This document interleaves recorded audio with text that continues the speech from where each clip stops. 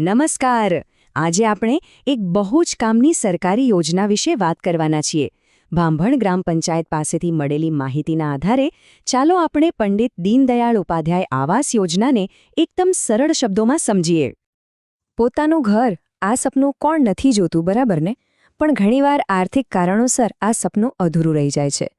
જો કોઈને પોતાનું પાક્કું મકાન બનાવવામાં મદદની જરૂર હોય તો આ માહિતી તેમના માટે બહુ જ મહત્વની સાબિત થઈ શકે છે. તો આ મદદ ક્યાંથી અને કેવી રીતે મળી શકે? એનો જવાબ છે પંડિત દીનદયાળ ઉપાધ્યાય આવાસ યોજના. આ સરકારની એક એવી પહેલ છે જે ખાસ કરીને લોકોને પોતાનું ઘર બનાવવામાં આર્થિક રીતે ટેકો આપવા માટે જ શરૂ કરવામાં આવી છે. આ યોજનાનો હેતુ એકદમ સાફ છે. ગામડા હોય કે શહેર, સમાજના જે વર્ગો સામાજિક અને આર્થિક રીતે પાછળ છે અને જેમને રહેવા માટે ઘરની તકલીફ છે, એમને પોતાનું પાક્કું ઘર બનાવવામાં મદદ કરવી. ઓકે, તો હવે સૌથી પહેલો અને અગત્યનો સવાલ જે મનમાં આવે કે આ યોજનાનો લાભ કોને મળી શકે, કોણ અરજી કરી શકે? ચાલો એના નિયમો એટલે કે પાત્રતાના માપદંડો પર એક નજર કરીએ. તો જો પાત્રતા માટેની સૌથી પહેલી અને મુખ્ય શરત છે આવક. અરજી કરનારના કુટુંબની કુલ વાર્ષિક આવક 6 લાખ રૂપિયાથી વધારે ન હોવી જોઈએ. આ આંકડો બરાબર યાદ રાખજો. આવકની શરત સિવાય આ યોજના કેટલાક ચોક્કસ સામાજિક સમુદાયો પર ધ્યાન કેન્દ્રિત કરે છે, જેમાં સામાજિક અને શૈક્ષણિક રીતે પછાત વર્ગ, આર્થિક રીતે પછાત વર્ગ અને વિચરતી કે વિમુક્ત જાતિના લોકોનો સમાવેશ થાય છે. સરસ.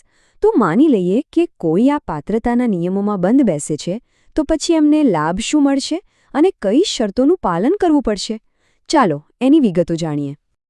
આ યોજના હેઠળ ઘર બનાવવા માટે સરકાર તરફથી પૂરા 1,70,000 રૂપિયાની સીધી નાણાકીય સહાય આપવામાં આવે છે. આ જ આ યોજનાનો સૌથી મોટો ફાયદો છે. પણ હા, આ સહાય સાથે 2 મુખ્ય શરતો જોડાયેલી છે, જેનું ધ્યાન રાખવું ખૂબ જરૂરી છે. પહેલું, આ રકમનો ઉપયોગ ફક્ત નવું મકાન બનાવવા માટે જ કરી શકાશે. અને બીજું, જે પણ બાંધકામ શરૂ કરો એ 2 વર્ષની અંદર પૂરું કરી દેવાનું રહેશે.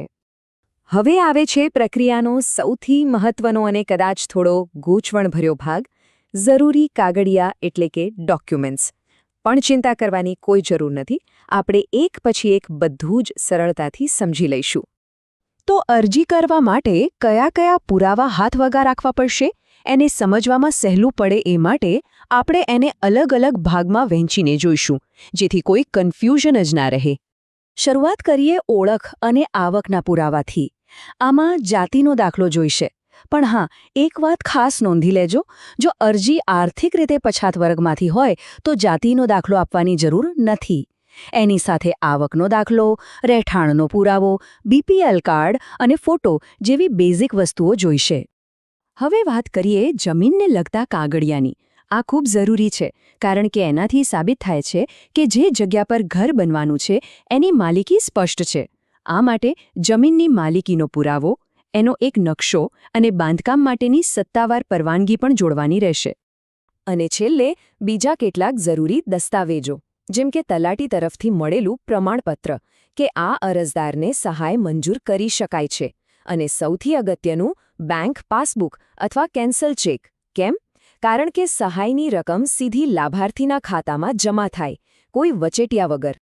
ચાલો માની લો કે બધા જ ડોક્યુમેન્ટ્સ તૈયાર થઈ ગયા. તો હવે છેલ્લો સવાલ, અરજી ક્યાં કરવી, કોને મળવું, ક્યાં જવાનું?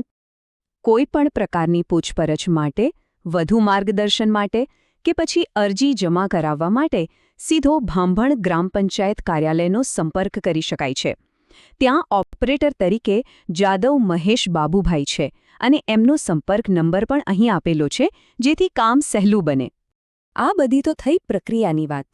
પણ અંતમાં ચાલો એક ક્ષણ માટે વિચારીએ, પોતાના ઘરનું સપનું પૂરું કરતી આ યોજના કોઈ પરિવારના જીવનમાં કેટલો મોટો અને સારો બદલાવ લાવી શકે છે.